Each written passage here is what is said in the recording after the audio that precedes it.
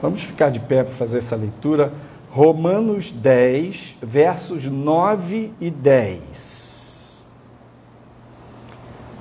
Diz Paulo assim: a saber, se com a tua boca confessares ao Senhor Jesus, e em teu coração creres que Deus o ressuscitou dentre os mortos, serás salvo. Visto que com o coração se crê para a justiça e com a boca se faz confissão para a salvação. Vamos fazer uma oração. Senhor, obrigado por tua palavra, que nos ensina que se crermos de coração que Deus ressuscitou a Jesus, se confessarmos com a nossa boca que Jesus é o Filho de Deus, o Salvador, nós seremos salvos. Obrigado a Deus, porque o Senhor nos trouxe tão grande salvação. Abençoa cada um neste momento de reflexão da palavra, ilumina nosso entendimento, ativa nossa fé e sê conosco em nome de Jesus. Amém. Vamos sentar. Eu vou ler alguns versículos e vou comentar alguns versículos nesse primeiro momento. O tema é salvação em Cristo. Estes primeiros dois versículos, esses versículos de Romanos 10, 9 e 10, Paulo diz: se com a tua boca confessares, importante da gente verbalizar que Jesus é o Filho de Deus, que Jesus é o Senhor da sua vida, e no teu coração crer que Deus o ressuscitou, porque a ressurreição é a culminância de tudo que aconteceu na encarnação, na cruz. A ressurreição é a vitória, a ruptura. Se crê que Deus ressuscitou Jesus dentre os mortos, você é salvo. Lucas 1,17, referindo a João: para dar ao seu povo conhecimento da salvação e remissão dos seus pecados. Atos dos Apóstolos 4:12. É Pedro falando naquele primeiro dia do Pentecostes. E em nenhum outro há salvação, porque alguém debaixo do céu, porque também debaixo do céu, nenhum outro nome há dado entre os homens pelo qual devamos ser salvos. Pedro está afirmando aqui que as pessoas são salvas somente pelo nome de Jesus. Não há salvação em outro. Romanos 1,16, Paulo falando: porque não me envergonho do Evangelho de Cristo, pois é o poder de Deus para a salvação de todo aquele que crê. Você crê em Jesus? Você crê no Evangelho? Jesus lhe traz salvação. 2 Coríntios 6, 2. Porque diz: ouvi-te em tempo aceitável e socorri-te no dia da salvação. Eis aqui agora o tempo aceitável, eis aqui agora o dia da salvação. O tempo aceitável para receber Jesus como seu Salvador. O dia da salvação é hoje. É hoje para você. Você receber Jesus como seu único e suficiente Salvador. 1 Tessalonicenses 5,9, porque Deus não nos destinou para a ira, mas para a aquisição da salvação por nosso Senhor Jesus Cristo. Veja, Paulo está dizendo aqui que a salvação pode ser adquirida.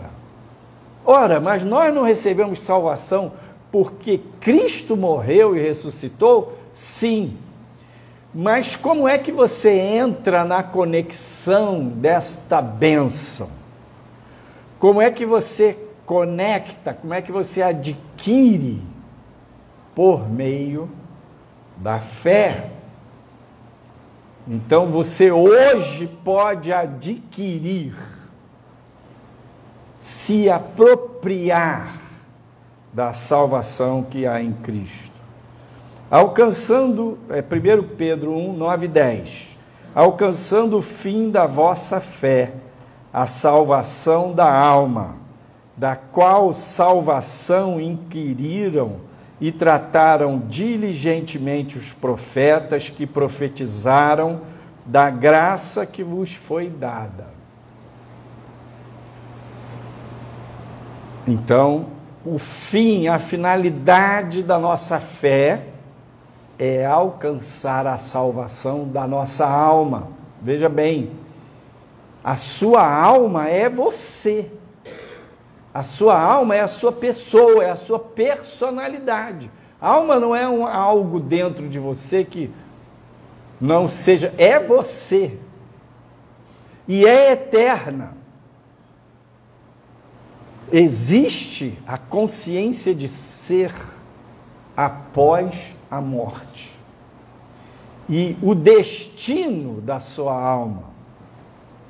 Então a finalidade da nossa fé é a salvação da nossa alma.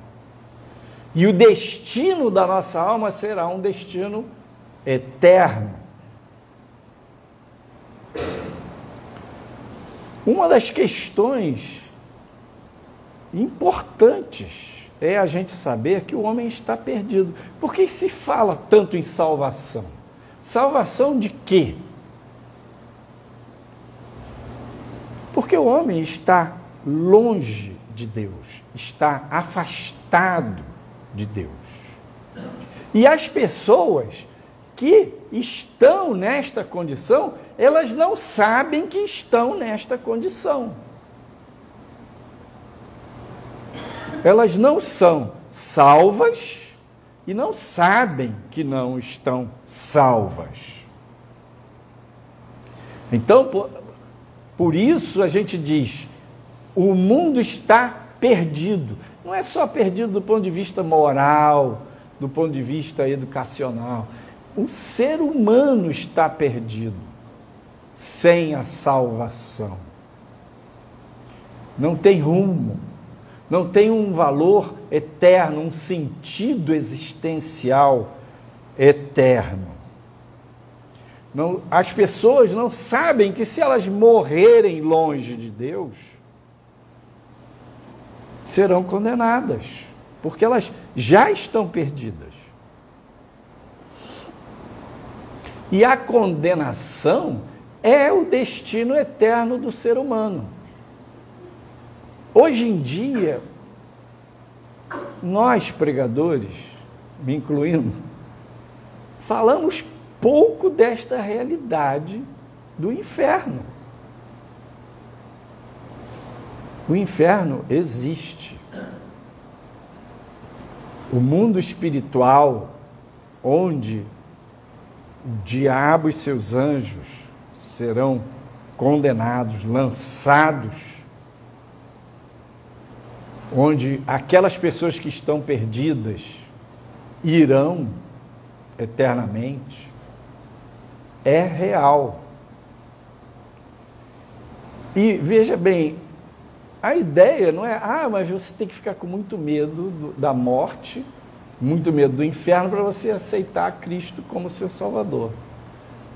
Olha, por mais que você faça, você não vence o medo da morte. porque isso é algo instintivo no ser humano.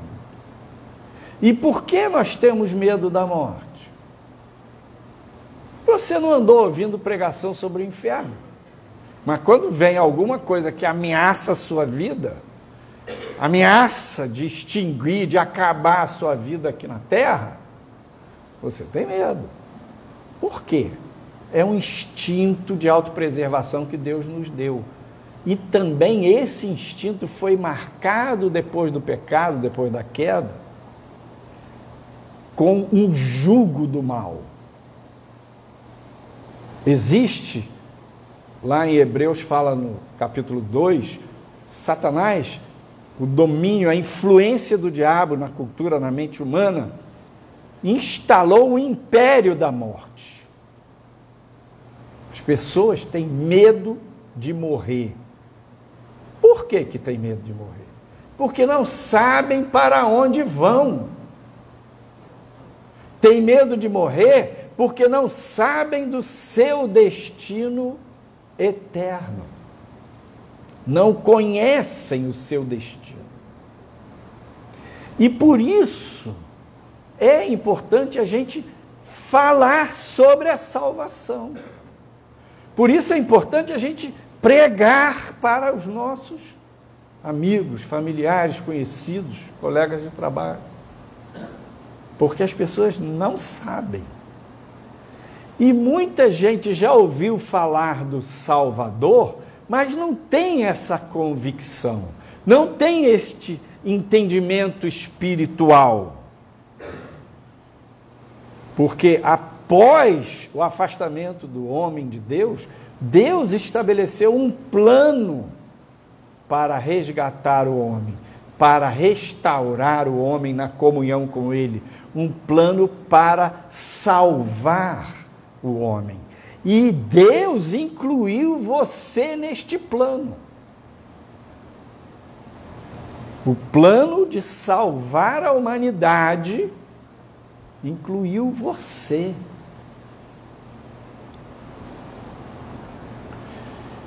Muitas vezes o homem se enche de certezas de que não está perdido, que não tem nada de condenação, mas na hora de passar dessa para outra dimensão, a pessoa estremece. E Deus é quem fala através da sua palavra que o homem está perdido e ele será condenado sem o Salvador. Mas a mesma palavra diz que em Cristo nós somos salvos. Jesus é o seu Salvador. E o que Paulo fala aqui naqueles 2 versículos de Romanos 10? Se com a tua boca confessares o Senhor Jesus, e em teu coração creres que Deus o ressuscitou dentre os mortos, serás salvo. É simples, né? Sim, é simples, porque Jesus fez o trabalho complexo.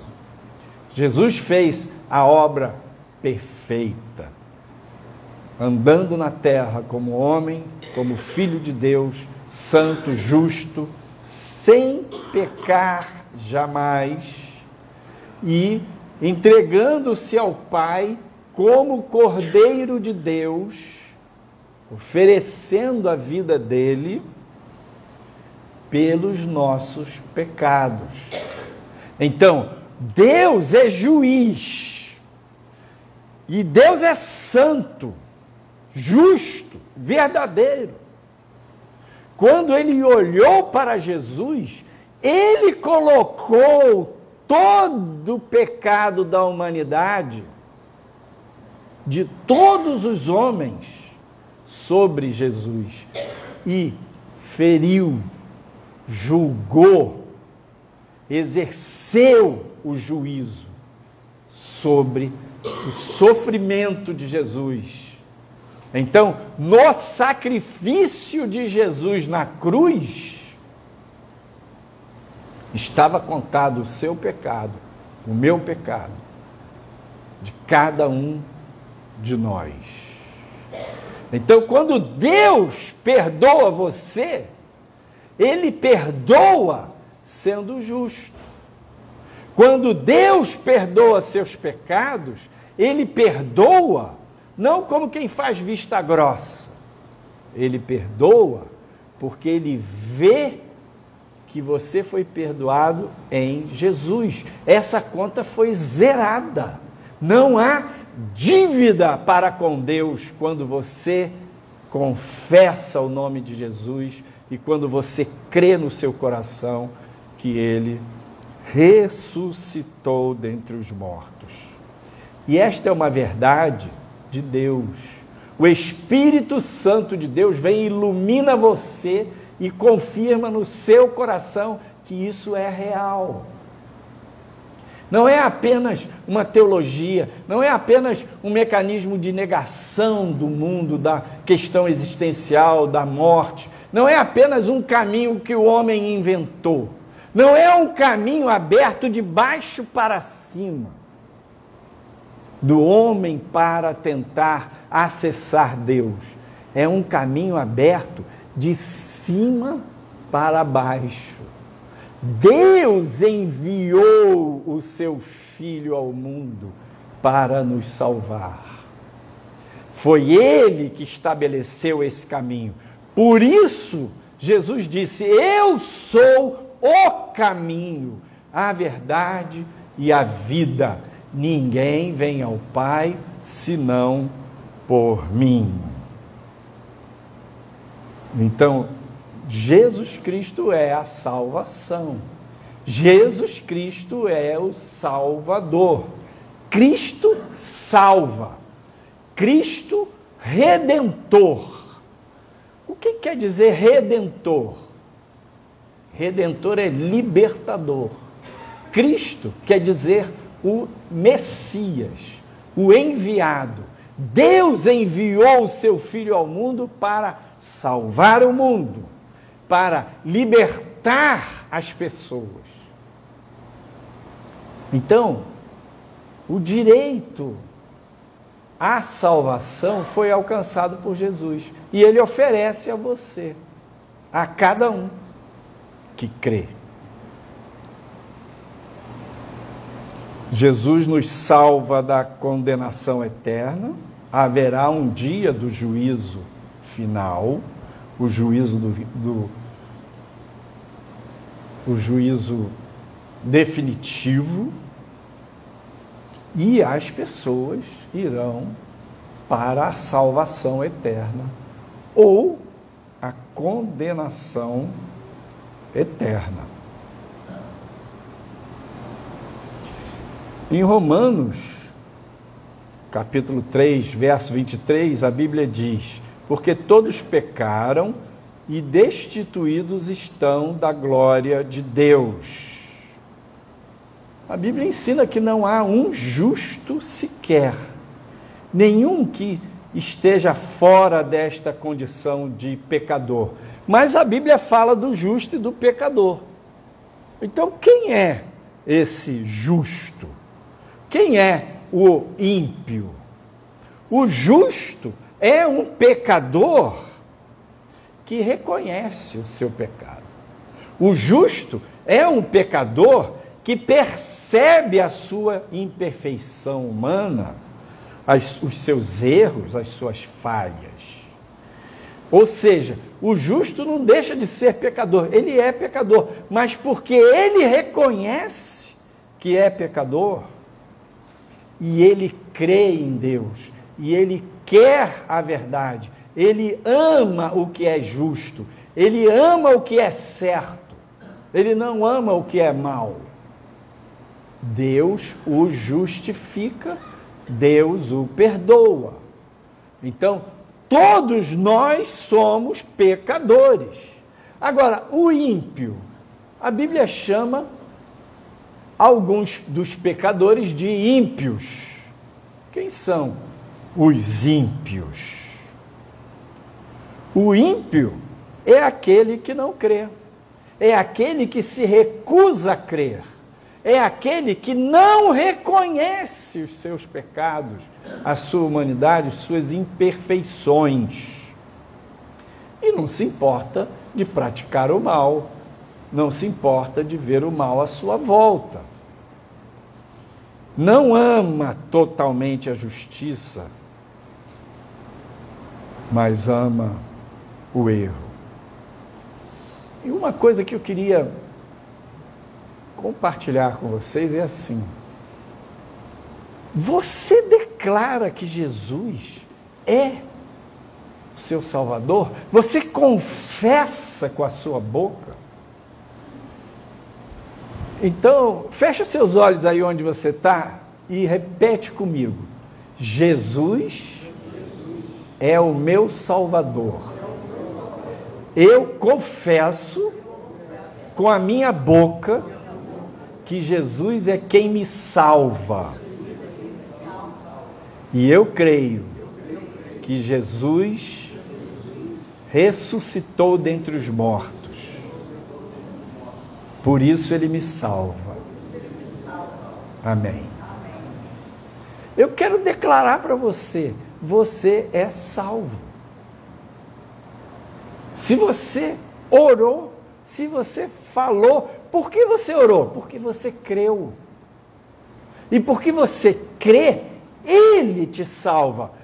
Você talvez não seja tão competente, também não sou, para sustentar-se num padrão XYZ de perfeição moral. Mas quem te salva não é você. Quem te salva não são os seus méritos religiosos. Não é a tua disciplina cristã de oração, de leitura da Bíblia, de frequentar a igreja, de servir na obra de Deus, de praticar o bem ao próximo. Faça tudo isso, continue fazendo. Mas não é tudo isso que te salva. Quem te salva é Jesus. E quando você falha e coloca de novo a fé nele, o sangue de Jesus Cristo, Filho de Deus, purifica você de todo pecado e ele reconcilia você com Deus. Aquela famosa pintura de Leonardo da Vinci na Capela Sistina, lá no Vaticano, a abóbada da capela, Deus e o ser humano, e o dedo de Deus toca o dedo do homem. Isso fala de religare, religião. Religião quer dizer religar a Deus, reconectar com Deus. Então, na sua caminhada, quando você falha, quando você erra, o sangue de Jesus Cristo, Filho de Deus, purifica você de todo pecado e ele religa você. Mas pastor, mas quantas vezes isso pode acontecer? Quantas forem necessárias. Ah, mas quer dizer que isso não vai me fazer me acomodar, ficar no pecado, ficar no erro? Você até pode escolher isso. Mas você vai ver que isso não é bom para você. O que é bom? É andar com Deus, é estar pertinho de Deus. O que é bom? É sentir-se no colo de Deus. O que é bom? É sentir-se no epicentro da vontade de Deus. Quando a gente se afasta, quando a gente se distrai, quando a gente enche a mente e o coração das coisas do mundo, a gente se sente distanciado. E precisa reaproximar, confessar, clamar pelo sangue de Jesus, e ele nos conecta. Agora, pensa bem, eu quero que você caminhe na fé, que você cresça na sua fé, e você alcance a certeza da salvação. Existe o conceito bíblico de uma certeza Certeza é o quê? Eu estou certo, eu estou convencido, eu estou convicto da minha salvação. Eu me apropriei desta graça de Cristo. Por isso Pedro fala lá, aquisição da salvação. Adquirir é você comprar, é você tomar posse, é você se apropriar daquilo que Deus lhe ofereceu. Porque tem um princípio que eu sempre falo aqui em Efésios capítulo 2, verso 8, somos salvos pela graça. Então a minha mão esquerda representa a graça. Essa é a base da nossa salvação, por meio da fé. Então é esse conjunto graça e fé que nos faz adquirir a salvação. Cristo pagou o preço, ofereceu a você esta salvação, mas como você acessa ela? Como você acessa essa conta bancária do reino de Deus? Como você entra nesse mistério, nessa herança? Qual a senha? A fé. Então, o inimigo sabe que ele não pode mexer 1 milímetro na graça. Aquilo que Cristo fez é perfeito, é definitivo, é irreversível. Mas a outra ponta, ela flutua, a nossa fé flutua. Então, quando você está com a fé mais para baixo, pecou, tropeçou, vacilou, o inimigo vem, te ataca e diz, ó, você está ferrado, você não tem jeito, você não presta, você não é de Deus. Deus não quer mais você. Ele vai jogar você fora, você vai morrer, vai ser condenado. O que o inimigo está querendo? Fazer com que você acredite que suas falhas, suas imperfeições humanas, seus erros, são mais fortes, mais poderosos do que o poder do sangue de Jesus. O que o inimigo está querendo? Bloquear a sua fé. Embora a graça de Cristo seja a mesma, se você não tem a senha da fé, você não acessa essa fonte da graça. Então, pense bem, nós podemos alcançar a certeza da salvação. Veja o que diz lá em Hebreus capítulo 6, verso 11. Mas desejamos que cada um de vós mostre o mesmo cuidado até o fim, para a completa certeza da esperança. Pense, na completa certeza da esperança é a completa certeza da salvação. A esperança é, somos salvos em Cristo Jesus. Ou também em Hebreus capítulo 10, verso 22 diz, cheguemo-nos com verdadeiro coração em inteira certeza de fé, tendo os corações purificados da má consciência e o corpo lavado com água limpa. Inteira certeza de fé. Completa certeza de fé. Inteiro é cheio, é pleno. Né? Então, que o Espírito de Deus ilumine você e você seja cheio dessa revelação. Que Ele ilumine você e a sua fé transborde. E você alcance essa inteira certeza de fé. Inteira, completa certeza da esperança. Completa certeza da salvação. Glória a Deus. Você pode pensar assim, você pode imaginar a sua vida, você pode fechar seus olhos e imaginar que quando você passar pelo vale da sombra da morte, o Senhor vai lhe guardar. E naquele último dia, aquela última passagem no Vale da Sombra da Morte, que será um caminho sem volta, porque todos nós vamos morrer.